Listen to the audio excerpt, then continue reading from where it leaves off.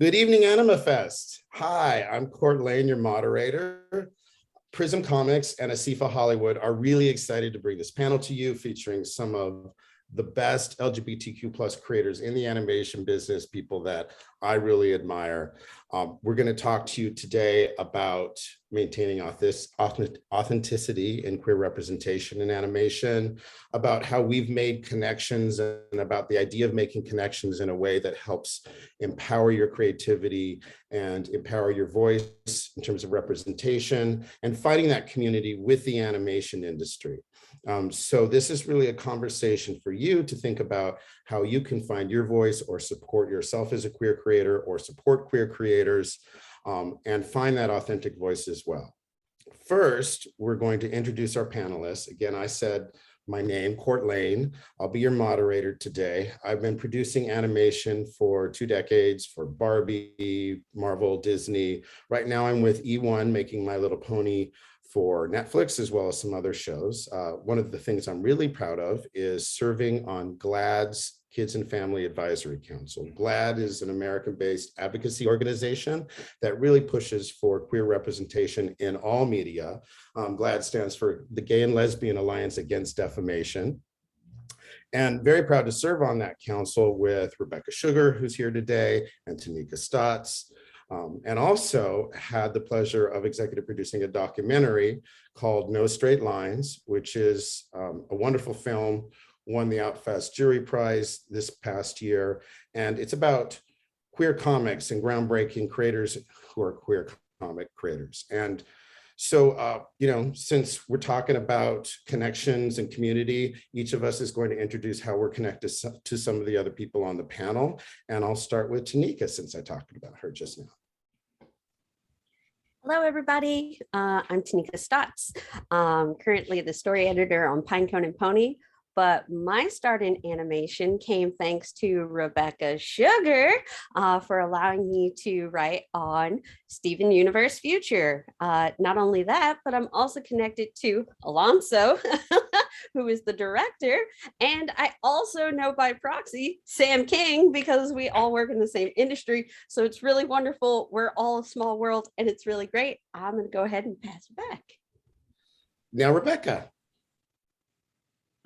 Hi, I'm Rebecca Sugar. I created Steven Universe, and before that I was a writer and a storyboard artist and a songwriter on the show Adventure Time.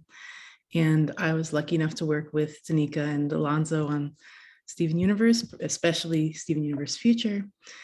And I've also been lucky enough to become a member of the GLAAD Kids and Family Council with Cort and with Taneka. That's been before that I came from sort of underground comics. So I also have a big fondness for the work that's been done in that particular space, and also how it's gotten a chance to sort of bloom over in the animation community. It's been really exciting to see. And then I'll throw it to Alonso. Oh, hi, my name is Alonso Ramirez Ramos. I'm an executive producer in a show in development. I'm working with Simon King, who is directing part of our project, and we went to school together, and so this is a wonderful room, by the way. I'm just so happy to be here.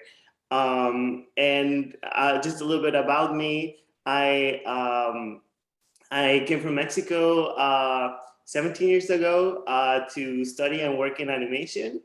I moved to Burbank, right next to Cartoon Network. And I was like, I'm gonna work there one day, like a block away. And I did. I had the fortune to work on Steven Universe with Rebecca and Taneka. And I am so happy to be here. Thank you for having me. And I'll pass it to Sam.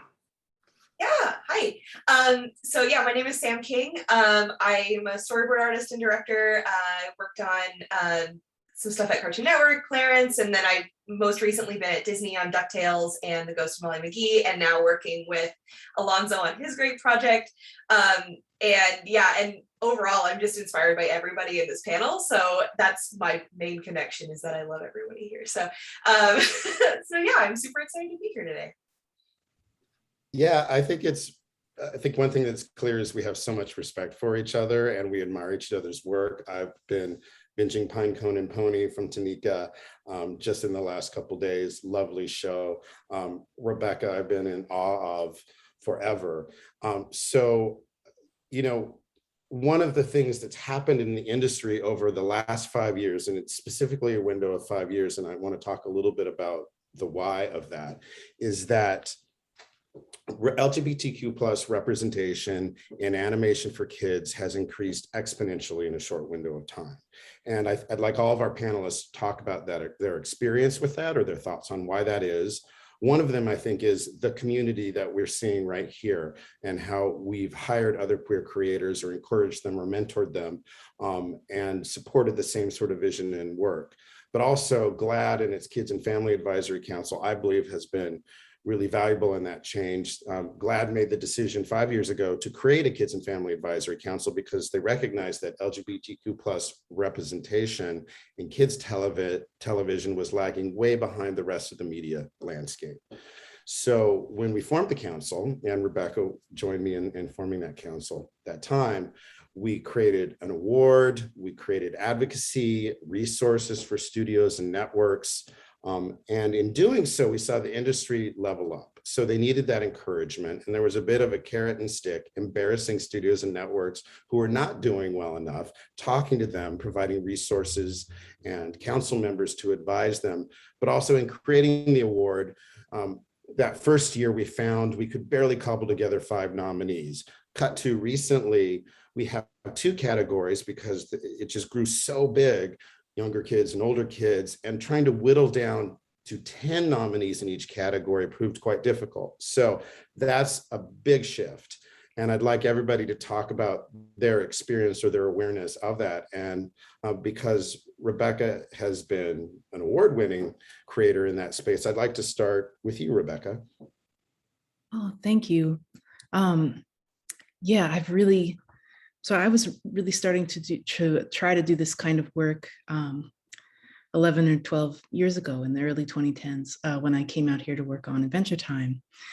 And at that time, Don't Ask, Don't Tell was still a national policy. Same-sex marriage wouldn't be sort of legal for another 5 years. And the atmosphere around doing something like this was that it was an extremely subversive thing to include in a cartoon that was directed at younger kids. And we were working on Adventure Time. They had brought in a lot of people from, as I mentioned, from independent comics, which was a really special thing about that particular show.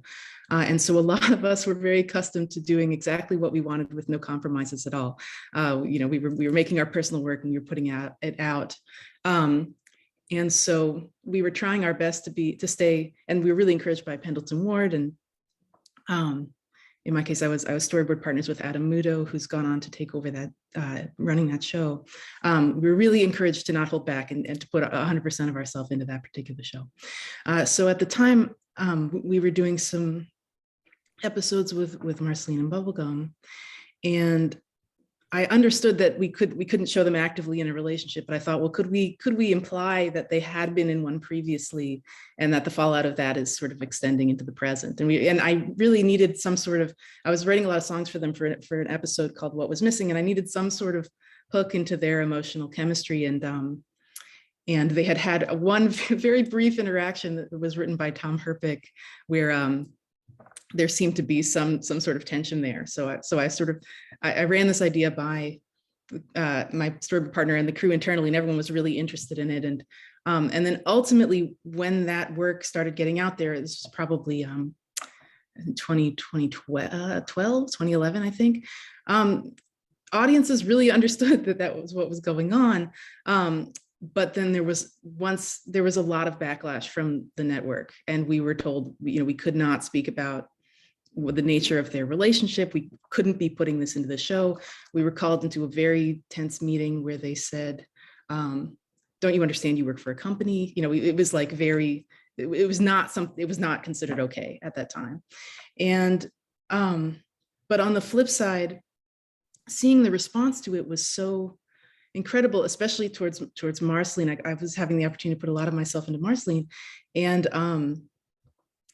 the fact that people understood that the character was bisexual was really moving to me as at the time, very closeted bisexual person. And so it was really blowing my mind. So it was both a very negative and a very positive experience. And it really lit this fire in me to do more and to try and find ways to show characters that actually were in an active relationship. So as we were developing Stephen, it was sort of we were navigating, how do we get this out there? How do we make it so clear and so evident, but still make it possible to get this work out there? But part of the situation with that level of sort of censorship at the time was that it was impossible to connect with other artists. And I was not supposed to talk about what we were doing. I was not supposed to be doing what we were doing. And so I had no idea there were other people in the industry that were really hoping that this work could be possible.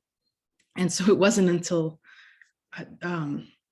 5, 6, maybe even 7 years later that I was able to sort of say what I was doing and why, and start to connect with other people like Cort and Chris Nee, who was also really championing this work.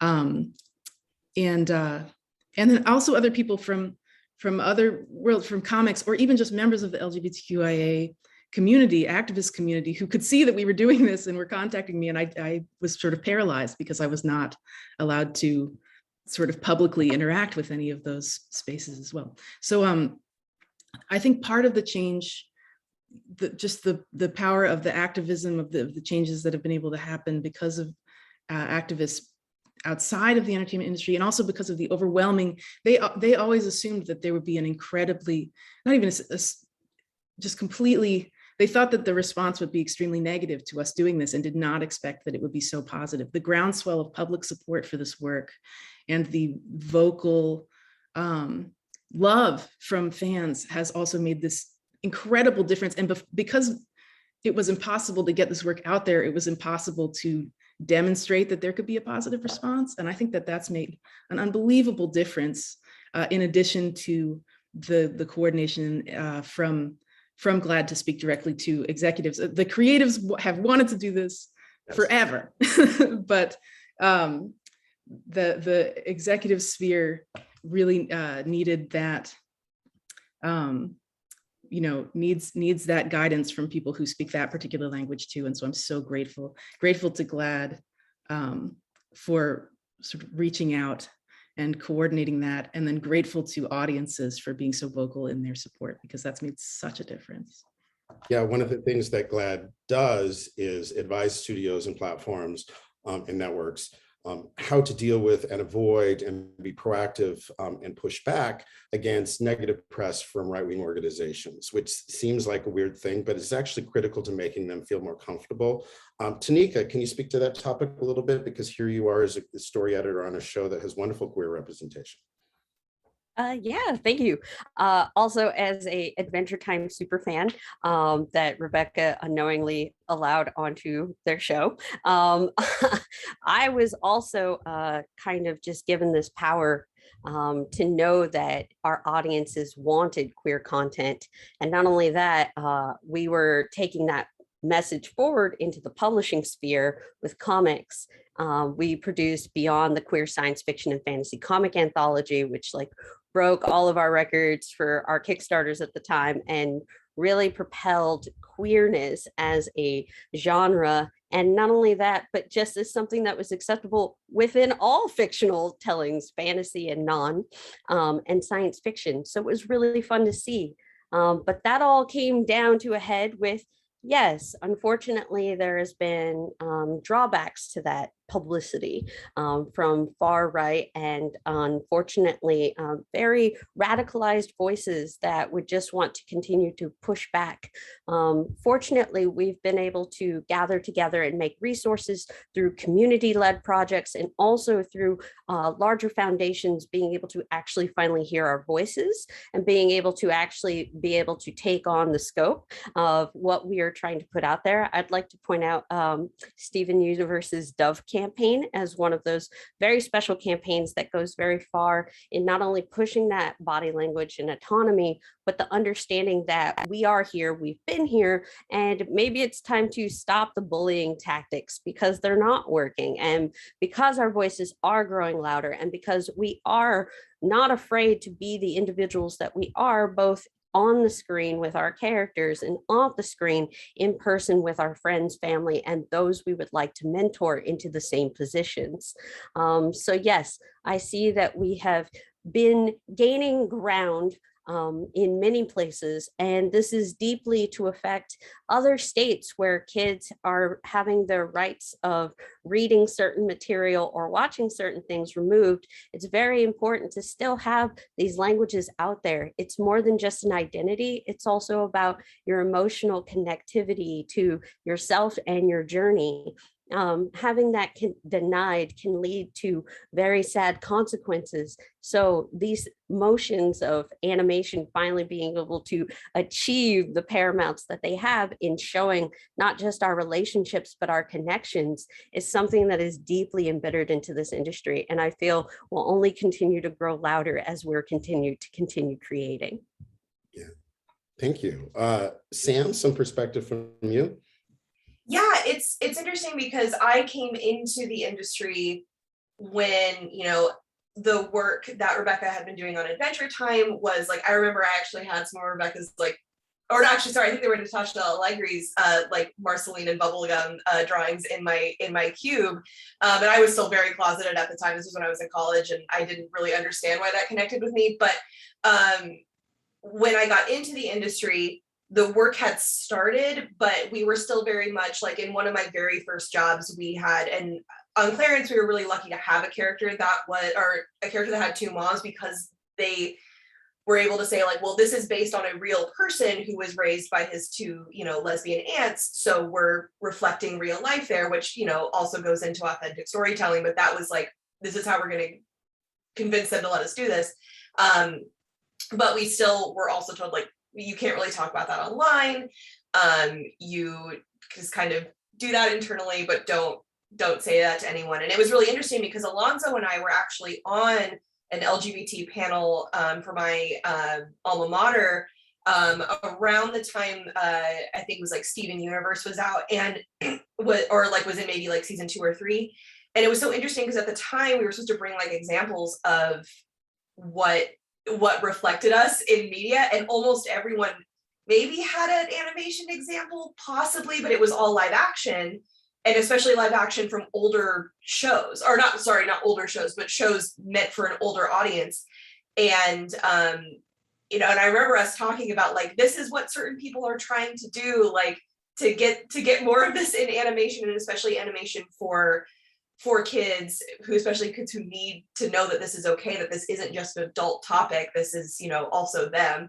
And it's just amazing to see how far we have come from, okay, well, here are tactics that people are using to like kind of like sneakily get this in, versus now where I feel like I'm on shows where this is like a topic that you go in first day, say, hey, I'm interested in this. What characters are we planning on? What storylines are we looking at? And it's an open conversation from the very beginning. And that's just been an incredible arc to see since I've been in the industry. Agreed. We're a couple minutes behind, so I'm going to move to the next question. And actually, your response, Sam, was a great segue. I'm going to have Alonso start off and telling any individual stories that our panel might have, and it could be good stories and or bad stories, about attempting to tell these stories, these narratives about LGBTQ plus characters. Alonso, any good or bad experiences you'd like to share? No, I mean, what I find so interesting in this is sort of like how, the what we're witnessing in the industry and the change really ties back to our personal journeys, and how, ourselves have found our way and coming out. And, I was just thinking how, I've been in the industry for around 12 years, but I've only been out 9 years. So it's kind of like, there's definitely like, and coming in and just like you give me flashbacks of like, oh, when we were looking at and we were having that panel, we were digging for influences that was like anime and all this, like, oh yeah, I remember seeing that one snippet it was so cool, you know, but you know, and you know, you don't know why that resonates with you so much, but it's in you, you know, and as you make your way in your community, you start making those connections. You see that, you know, like people are feeling the same way, and it was just such an important thing for me at the time to be able to share who I was authentically. And at the time I was thinking it was just because it's because of the art. I wanted the art to be authentic and I wanted to be good. And you know, so I need to be honest, you know, and that got me out of the door. That got me like stepping in. But now, you know, I look back and I see like, I just have to be present for myself. I have to be present for my well-being first, you know, and that is sort of like the work that I'm doing right now. And in conjunctions of all the amazing things and creative things that we're doing. So, you know, and you know, being able to tell these stories, I mean, I was the biggest fan of Steven Universe, and like I was screaming the loudest at the Comic-Con, you know, and it's just the fact that like you can see that video, you can hear my voice, it's distinct, and just the fact that I was able to see, you know, be a part of that with Taneka and Rebecca. And just knowing that at the forefront of the great work is that human aspect, that sort of care for others and our community. That's what's been so inspiring. So that, I mean, I'm just so fortunate that that has been my story. That this is the window of time where I've been privy in the industry, and I feel that we're in a great moment, and there's great momentum moving forward. Yeah. Taneka, any specific stories you can share, good or bad, on attempting to introduce these characters? Oh, you. I muted myself. I did the Zoom panel no. All right. Hello, folks. Now you can hear me. So I'll just go ahead and say, I've actually had a bad experience and a great experience. And I'll start with the bad briefly. While I had continued to navigate animation after Steven Universe Future, I had a lot of meetings with DEIs and a lot of diversity inclusion specialists who wanted to talk to me, but they wanted to talk to me about how do we slip it in still, but don't say the words. And that was something that was bothering me. It was bothering me because I had already seen that the tide was completely turned and that they were kind of living on regressed information. So I kind of had to quickly update them that it was okay to have a Black male character that identified as gay and that it would be okay. They were like, we're not sure about that. And we're still pushing back on me. And then they finally went ahead and released it and found that they got a lot of good press. Not only that from it, but also just the amount of stories that came from it were so heartfelt and meaningful, especially because Black queer love is not something that you see on a screen, especially from our community. So it was really important not only to create that moment, but to watch it actually live its lifespan on the screen. That was kind of a bad situation though, because at the end of the day, the people who were responsible for that decision were so uncomfortable by that decision that they cut a few lines of dialogue and they continued to manipulate the character to the point where it was a very much so a quick B-plot moment that lived for maybe 5 seconds on the screen. But still, that was enough of a win for me that it existed, that I did not mind. However, that is now roiled over into where I'm currently at, which is working for Apple Plus and First Generation Films with a production by DreamWorks. We created Pinecone and Pony based off Kate Beaton's very amazing children's book, The Princess and the Pony. From here, we had no objections whatsoever. In fact, we only had support. In fact, Apple has a side group called Apple Pride and Apple Cares that they gave us amazing consultants, T-Ray and Liz, who came on board. And just because I'm queer in the room does not mean that I'm the one to shoulder all of the queerness upon me. In fact, I always defer to organizations such as GLAAD or Trevor or many other local institutes that people could begin to actually facilitate these true lived manifested lives and experiences and give them a realness and a wholeness to them. So being able to include non-binary writers, trans writers, Indigenous writers was a full spectrum and not just a half section where I had to give a little and then take a little or hide this with this character. No, we proudly say they, them pronouns. We proudly interject that into the world. We proudly interject the commonality of just seeing people living their lives in the background who may or may not be queer, but they're there. And that was a special point of creating something that meant so much to me. Great. And Sam, what about you? Any specific stories, good or bad?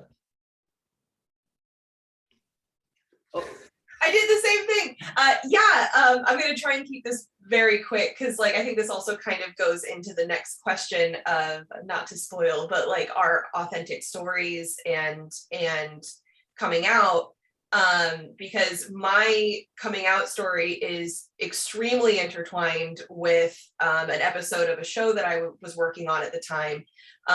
It was when I was working on DuckTales. There was a character that everyone knew that I had really it was a little side character that I had really seen myself in and done a lot of work for, drawn fan art over all the time. And when it came to her story in season 3, they're like, well, Sam, do you want to co-write, co-direct this episode? And I was like, yeah. And the only stipulation going into it was that the plan was for her to get together with Launchpad, who is a male character in the show. And I was like, okay, I mean, I've always seen her as gay, but I'll work with that. It's not my show, whatever. And so as we were working on it, I was also dealing with a lot of feelings, and it got to the point, we had finished the script, we were almost finishing the boards, and the only boards I had left to clean for my section was them kissing and then deciding that they were going to be a couple, and I couldn't bring myself to do it. And finally at 2 a.m. on one night that I couldn't sleep, I texted my co-director and I was like, Jason, I think that she's a lesbian and I have a plan. This is a C plot in this story. I think that I want to pitch changing this. And he was like, oh, hell yeah, sure, heck yeah, let's do it. So I go to the showrunner and the story editor and I say, this is something that's really important to me. We have a lot of straight couples in this show. We don't have any LGBT characters. And I really think that this is the more honest take on this story, is if we have a story about healthy rejection and friendship and that a woman doesn't always have to get with a guy just because, he likes her. And they were, at first it was kind of all right, well, this is a lot of changes, pretty late in the game. Are you sure you're down for it? And I'm like, yes. So they were extremely supportive in giving me time to go through and make those changes myself. They let me have, carte blanche on the script, except for the only thing was that we could not say the word lesbian. So it was they let me get in there in post and move things around to give us just the most subtle timing on her saying, I don't date men, and then as we were working on that episode, I came out as gay, and then eventually I came out as a lesbian. So it that experience and the support that I got will always be just such an important part of my personal story. And even though we weren't at a point to be able to use the word yet, I really feel that experience emboldened me to support other people to be yes, if you think this is the most honest take on this story, let's talk about it. Let's see if we can make this happen. So that's my experience. Oh, that's wonderful. That's a great story. And Rebecca, you kind of talked about it already when you shared your adventure from Steven Universe, actually to Steven Universe from Adventure Time. So I'm going to move on to you with the next topic. But I did want to say something quick that Taneka brought up, and that is the burden of being the queer person in the room and being expected to represent all queer points of view, which is just not possible. And I will say that it's very easy to reach out to the right people. You sometimes have to search a little extra. I'm writing a series of children's books. In the third book, a young girl reveals that she is trans to her friend. And I don't know that perspective at all. I can't authentically represent it, but GLAAD has an amazing consultant, and I reached out to a trans woman that I knew. I ran the manuscript by them, got lots of great notes, and then felt really comfortable. My publisher felt comfortable too about how we handled it. So that's important. But along those lines, Rebecca, if you could speak to your experience, which you sort of did already, but as a queer person in the industry coming out, and how to be honest in this art form, framing your story for the creators who are in the audience watching us, who are looking to do the same. Right. So I think it was, so after that initial sort of experience on Adventure Time, when I wanted to figure out how to sort of work things in so holistically to Steven Universe that they couldn't be taken out or easily censored. And over the next few years, what happened is that, very slowly the network became aware that I was of what I was doing, and they were seeing the response to it, even though they were saying, you can't do this with Ruby and Sapphire. These characters can't be in a romantic relationship. You can't talk about this online. People were picking up on it in a way that became impossible for them to ignore. And so at the time, I couldn't speak about it publicly, but I also, I think the other piece of that is that I couldn't speak about myself publicly, and people were starting to ask me point blank about my own sexual identity, and also just saying, why are you doing this? And I couldn't answer. And around, I think 2016, I was pulled into a meeting with my sort of bosses, like it went all the way up the chain. And I was just alone in this meeting, and they were telling me, we realize what you're doing, and we realize that if we tell you to stop, that is discrimination. Like they acknowledged that. But they said, if you continue to do this and you talk about it publicly, the show will probably be pulled from a lot of its international distribution, which at the time was funding the creation of the show. So they said, you can decide if you want to talk about this, but if you do, it will probably mean that the show will be over. And so I was sitting there in the room, and they said, what are you going to say? And I was trying to figure out on the fly, what I would say. And I said at the time, it's really important to me that this is reaching people in countries where this is illegal, where this is, it's dangerous in this country as well. But I didn't want the show to be pulled in these other places. So I spent some time sort of grappling with, do I never speak about this so that it can continue to reach people? Do I be honest about this? And then it means that, my being a cartoonist, making animated shows was my lifelong dream. So the idea that if I told the truth about myself, that I would lose that, and I would cost my entire team their jobs. I mean, that I just did not know what to do. And honestly, at the time, I became really physically sick. I wasn't eating. I was just in a really, really bad place. And so at Comic-Con in 2016, I was on the stage, and I was asked again by someone came up and said, why, we see that you're doing this. We love that you're doing this. Why are you including these LGBTQ stories in your show? And I gave another vague answer. These stories are great. These stories are human. People deserve these stories. Just keeping it away from me or myself.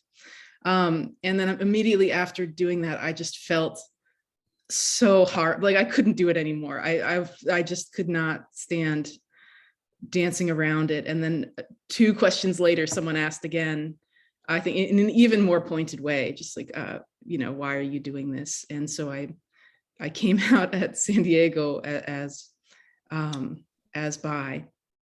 And I feel like I almost blacked out. I don't even sort of know what happened after that. I was told afterwards that people like stood up. I couldn't look at anyone. I was looking at the ground. And then I went backstage and I just cried. And that was like a really, it took me years to even talk about what had happened. I did a podcast with Cameron Esposito where she was asking about it, and she had to stop tape because I couldn't talk about it without like going back to that place. Because part of it was that not only were fans in that room, all of my bosses were also in that room. And so that I didn't know if that was it, if that was just the end of all of it. And then the support was so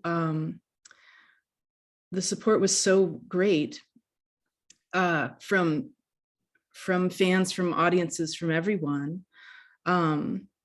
that I think it became difficult to end it because people were responding to it so positively. And I didn't know before that would be true, especially as a bi person. I really didn't. I had seen a lot of people speculating that I was basically everything but bisexual, and I honestly believed that if I said it out loud, I would be letting everybody down. So that was really a shock to me. And so things really changed after that. And it feels a little goofy in hindsight to say like, oh, I came out at SDCC. But it was a really big turning point because it kind of just did it all at once. Everyone I worked with, everyone who was watching the show, because I had to be complete radio silence basically up until right that moment. So that was a big turning point. And it allowed people to, from GLAAD, Cort and Chris and other people who are interested in doing this work, to finally speak to me about it, which it was unbelievable how different it was after I wasn't isolated anymore. Because finding other artists who were interested in doing this was also impossible. And I didn't want to put anyone in this situation because it was so painful to have to hear people say like, you can't do this over and over again. I wouldn't have wished it on anyone, but I think everyone here really knows that the flip side is that it's so worth it to be able to actually communicate through your work, like your actual self, you know. It's interesting that once somebody opens the door, and it's such a cliche, but then everybody runs through after them. And not to get too corny, but it made a big difference, Rebecca, and it changed the conversation in the industry significantly. But I'm going to move to Alonso and ask you, you mentioned there was a 3-year gap between you starting in the industry and then being out in the industry. So if you could share a little bit about that and how that's changed your ability to be honest in this art form.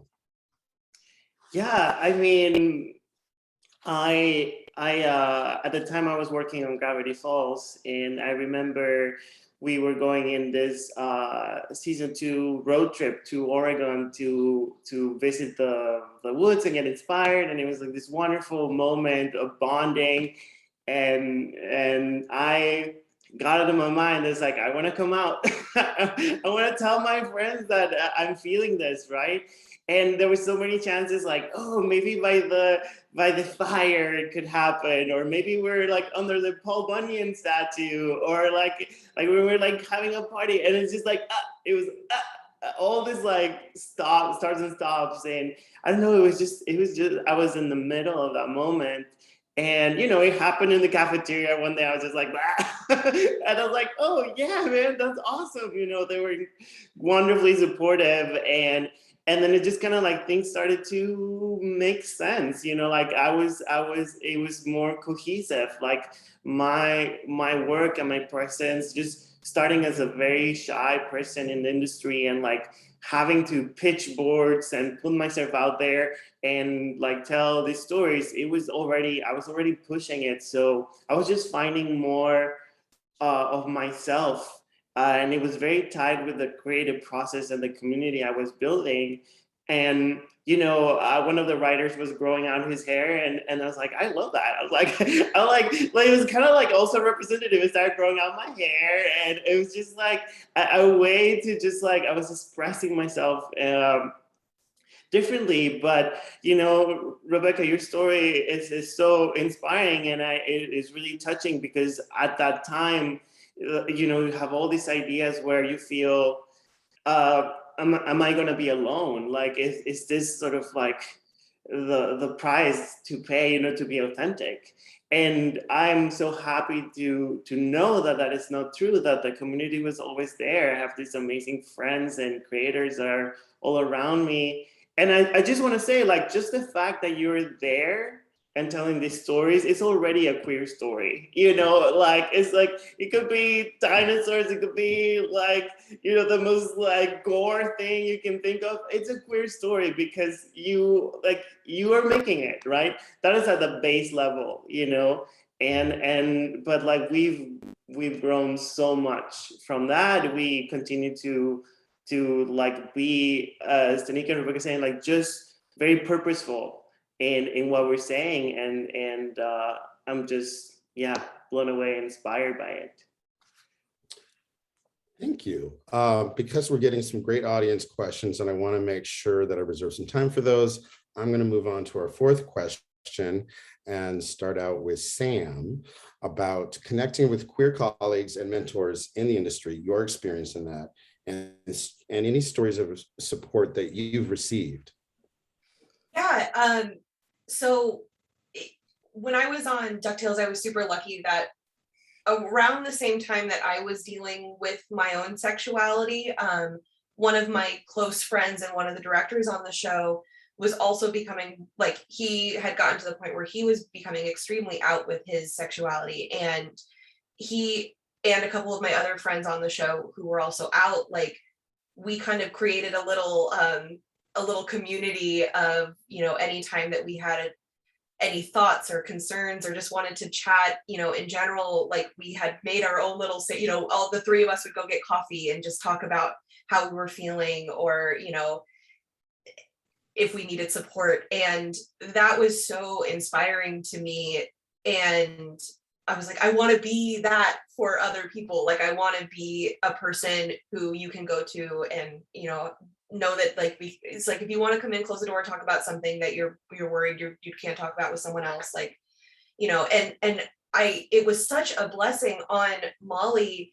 I had an entirely queer team, and that was, it felt like something I, like, early on, I would never have thought that I would have been able to have that, like, to work with, like, directly work with queer writers and not the whole team, but the people that I worked with personally, my board team and my revisionist, and you know, I got the opportunity to continue to tell them, like, I want you guys, like, the safety that you're saying that you're feeling now, like, I want us to continue this, and again, like, back to what Taneka was saying about being the only person in the room, like, nothing feels better than knowing that you have other people who have your back in a show, and like, this is not anything I have control over, but to see more, like, to be able to go into crews and know that you have, like, oh yeah, like, so and so on the writing team is bi, like, I know that she'll get it if I ask her about this, or,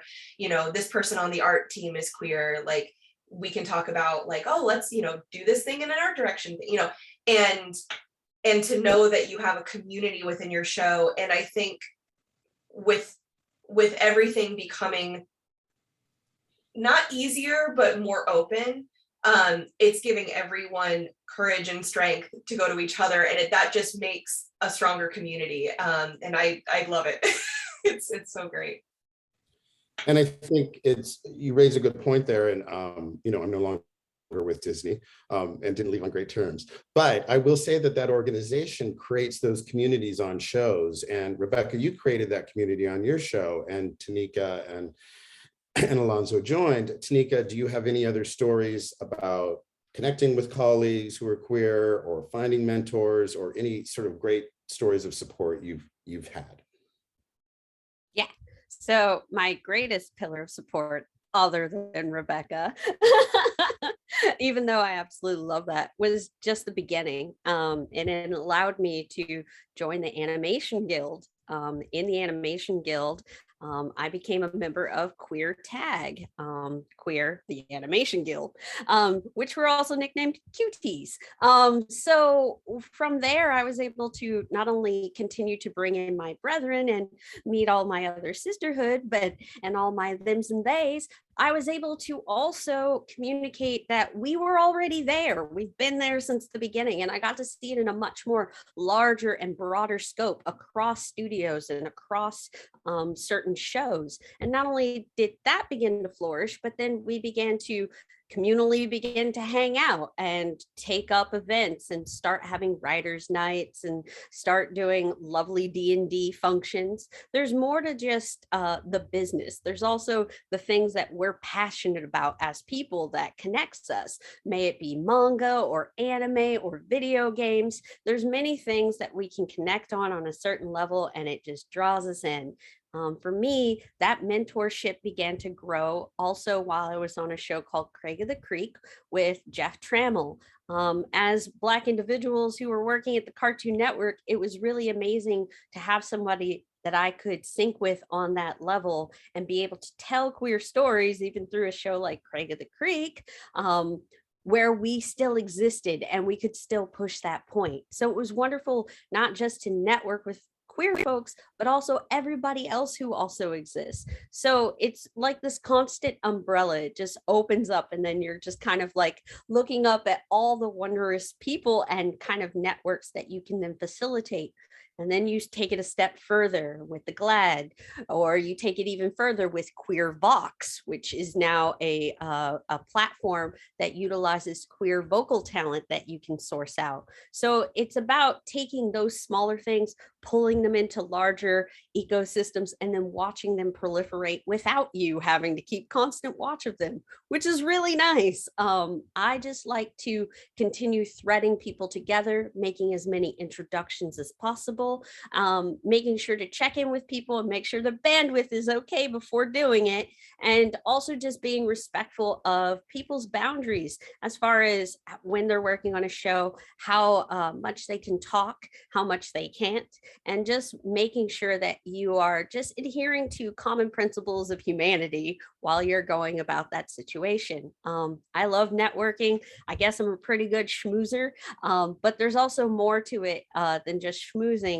It's also about making genuine connections, and that's where it really counts. And that's why this group is as cool and diverse as it is right now, thanks to you, Cort, because we've been able to foster those connections beyond just our studios. Yeah, I'm so glad you mentioned Queer Vox. I'm going to talk about it really briefly.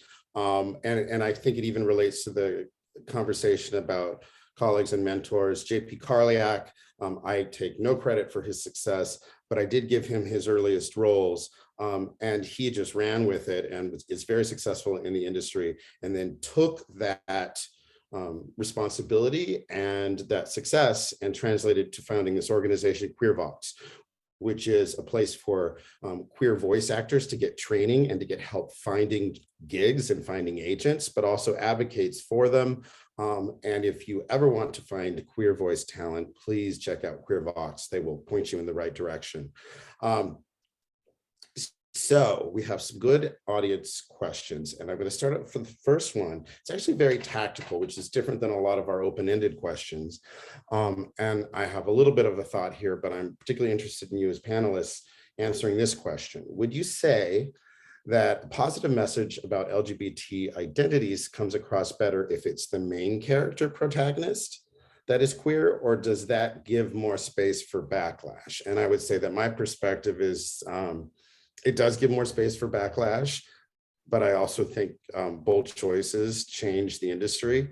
But I also would answer that for shows for very young viewers, particularly when you're talking about characters like ponies for 5-year-olds, they don't necessarily have romantic or sexual lives that you can point to. So representation takes on different forms, not conforming to gender norms in terms of their behavior or their interests and their personality. And those characters, you can make lead characters. But I would love some perspective, and let's start with you, Rebecca. Oh, yeah. I think because of the experience I've had, whenever I see someone sort of measure someone's queer expression with terms like better, I start to get hives. Like, I really think that, the question is sort of like, is it better if this character is queer? The question is this character queer, right? You're coming from it from a creative point of view, as a writer, as a creator, this is not sort of a varnish you can put onto an existing thing. This, holistically, what is your art? That's what I would say. And if in your art your main character is queer, you have to do it, right? And if you take that out, that's awful, right? It's betraying what you have to say. But if you're sort of entering a project trying to measure, will it be better or worse? If this character has this identity, I think maybe take a step back and think about the story you're trying to tell and why you want to tell it. And then think, well, is this character, who is this character? What is this character's identity in a very holistic way? I think that if it's coming from a genuine place, especially if it's coming from a place of reflecting your own queer experience or the queer experience of someone you love, then all of this falls away. And it's really just a matter of following your heart and your mind. Yeah.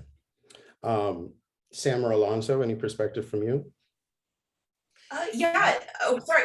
Go ahead, Alonso. No, please, Sam. Oh, no. Well, just really quick, I wanted to piggyback off of what Rebecca was saying, because a lot of the times, it's like for me, I've never been a creator of a show. I've always worked as a voice on a show that has someone else being like, it's their story at the end of the day, and something that I've seen is like, if the show runner or show editor wants to tell their authentic story, then that is also extremely valid, even if that's not your authentic story. So, for me, it's like, I think we need opportunities for LGBT people to be the creators and tell their stories, but at the same time, it's up to us to work with other people who have other goals, because like our stories are not the only stories that need to be told. So, if I'm working on a show where the show edit or the story editor has something really specific to say about young straight couples that she thinks is missing, then that's important. And then we're lucky if then she's also or not, how do I put this, but then she also is giving space for people to say like, but we have these other characters who aren't the character that I am focusing on, if you would like to bring a story there. And then it's about working together to create a great gamut of authentic stories within a show. And then let's get more LGBT people in the positions to tell those main character stories. Alonso? Absolutely. No, that's great. No, and I think about, the idea of seeing yourself reflected on the screen, which is so important. And I feel like for queer people, sometimes you didn't even know you were missing it because it was so absent that when it comes, you're like, oh my gosh, I was needing this all my life, and I'm suddenly giddy, and I was just like realizing how absent it was. So it is really refreshing, and it's not only, and I see it like it's not only seeing yourself, but you also understand the world around you. You see like this might not be me, but this is my friend. This is my partner, this is my cousin, this is like, I'm seeing aspects of the world around me and I can understand it. So I think that's also a wonderful thing about representation. It's just about that presence, like having, just from being completely absent to just like having many stories and having room for what that story authentically is. If it's a comedy and a simple story, or is it a story about grief, like let's go deep and explore it, whatever that is, like Rebecca said, and Sam, telling the story authentically is what is going to drive it. Yeah. And I agree with all of those beautiful words. I will also take a step back and observe that I know some queer creators who have really strong pitches for kid shows with a queer lead and have been unable to sell them in. And so we can't compromise our vision. At the same time, the industry still has some work to do. And I think somebody will break that barrier with a strong lead, and then we'll see some change. But in the meantime, it is challenging. And so, while without compromising your vision, I think take other opportunities or shows that you're on to seed more of this content to help open that door for that person. The next question is a really sensitive and difficult one, and I'm going to throw it to Taneka first, because it's sort of the flip of the question that we were just discussing, and that is, do you think that a heterosexual creator can write a believable, authentic queer character that delivers realistically on the experience of being gay, bi, etc.? Well, how open-minded are they to working with people who are queer, bi, gay, and etc. is kind of like the actual answer to that. Because no, you haven't lived it authentically, but are you actually reaching out to the community? Are you actually seeking out the resources? Do you actually know the history of Stonewall before mentioning it? There are many purposes that come from just having that moment and being able to clearly say, I don't actually have this knowledge. I need to go gain this knowledge. And therefore, then opening the floor to not just credit hogging, if you will. I don't believe in needing that, which is why I push out as many artists as possible, because I'm not the only voice in the room. And I don't want to be the only voice in the room, because that makes me alone. But for someone who's tackling this and might feel a little afraid, I mean, I felt afraid when I was writing my first white character. Was I getting it right? Is the hair flips there? Is the as ifs there? But that's just me embellishing. That's also me pulling a stereotype. That's also me minimizing that character in almost a way. So was that proper? No. So instead, I have my wife of 13 years that I can mine from. But that doesn't mean that you always marry the person that you use as a research subject. So don't do that.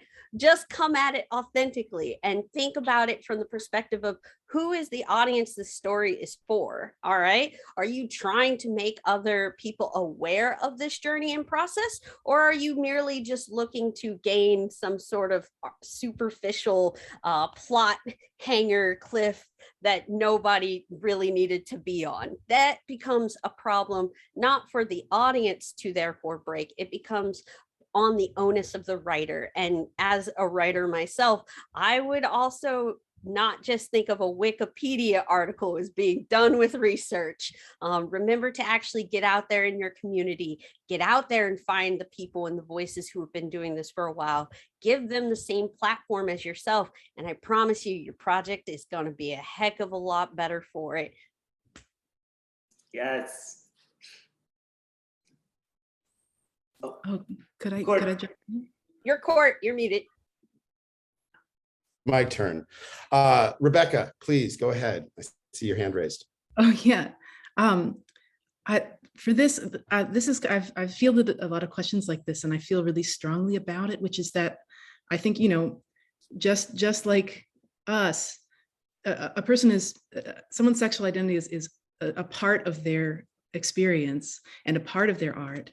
And I think that the question isn't so much if someone is a heterosexual creator, can they write a queer character? The question is, are you an ally? Because I think if you make a piece of art that's, if your goal is to realistically depict the bi or gay experience, it comes down to like, why do you want to do that? And if you want to do that because you want to sort of get it right, or because you see that this is the way the industry is going, I think that will become very difficult, because that doesn't actually give you the tools to be interested or sensitive in this experience. But and I've also seen creators struggle, and I think they don't need to, making something where they turn around and say, I feel very insecure because I'm actually making something that's not about me. How do I do this? I'm making something about a kind of character that I can't fully embody.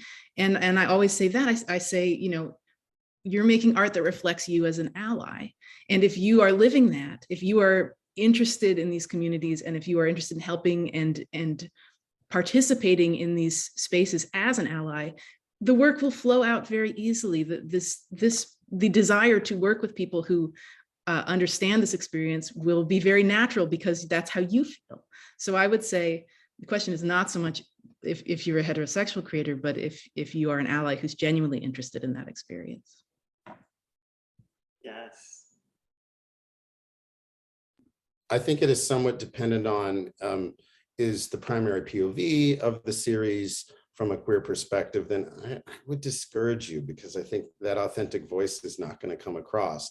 But if you're trying to represent the world that we live in, and that's also true of ethnic diversity, and not to keep going back to my children's books, but because it's set in the Himalayas, some characters are Western, some characters are Eastern, but some of them are South Asian.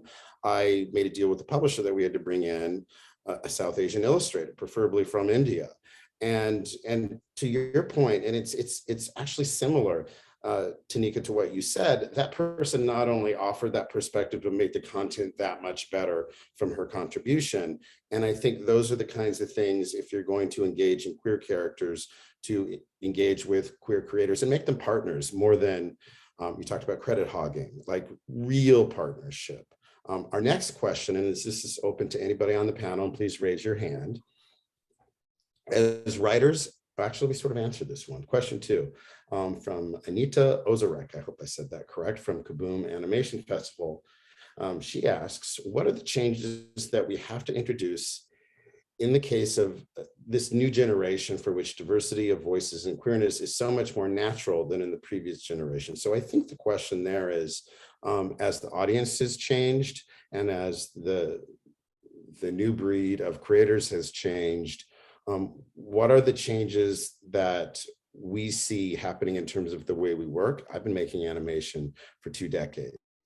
And my story is pretty unique because I started on Barbie working with a lot of queer people who worked on Barbie. So I've been out from day one.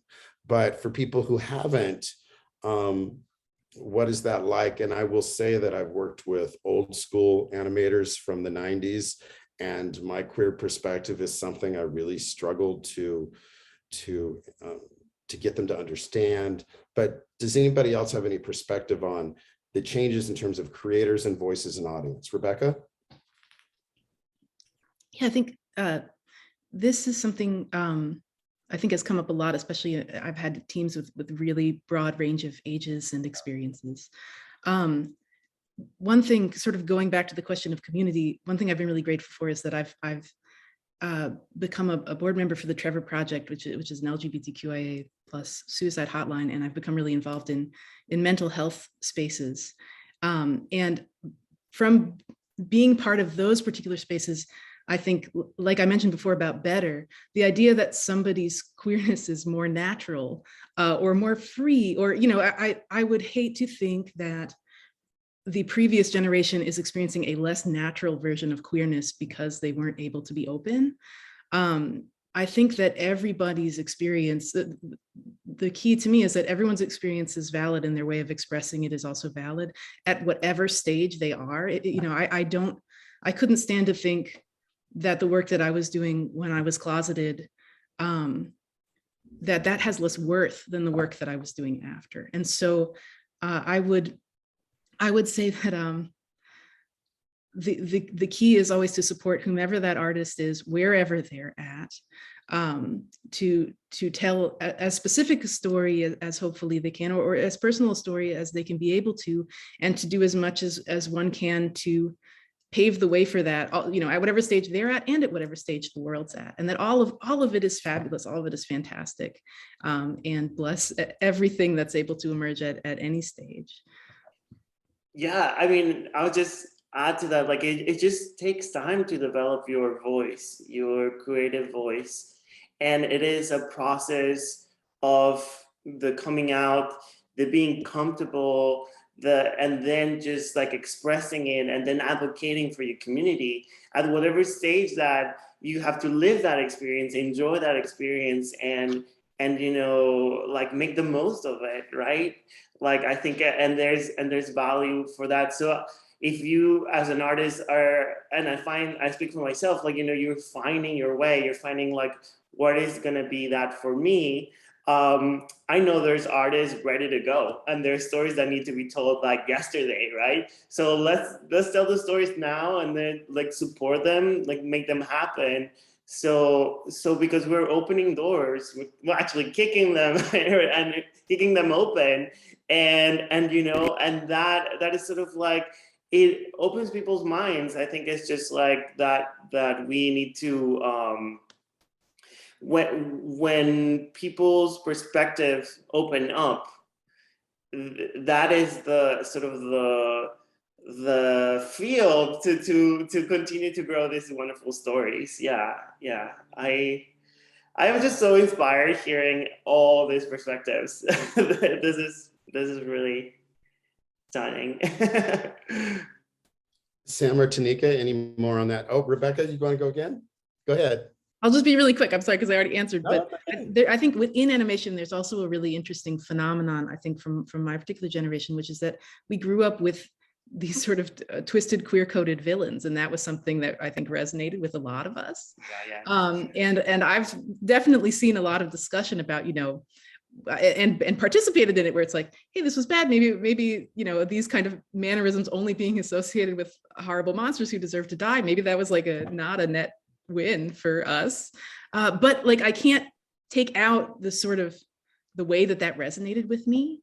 And so I think that's another example. It's like, I love the thought that people will grow up without that being the only thing that they feel a connection to.